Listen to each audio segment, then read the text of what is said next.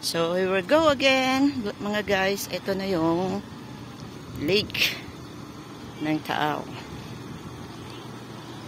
Ayun siya. Ayan, may mga tao na dito. Ayan, ito yung floating na sinasabi nila.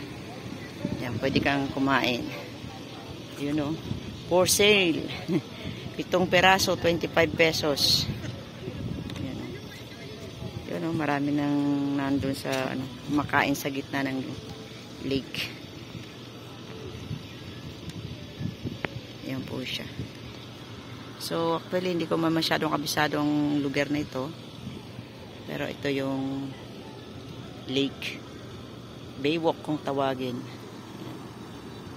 Doon sa dating una kong vlog, yung Talisay sa May-aya, kita yung ng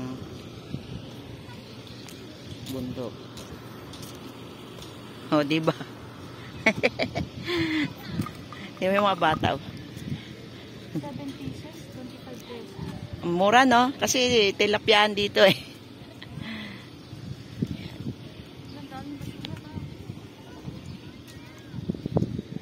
Ayan ang floating.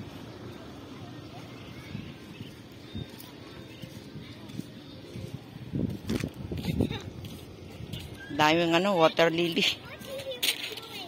Parang di naman na malinis. Oo. Dami ng water lily. Dami ng water lily. Dati walang ganito eh, maganda. Hindi na naayos.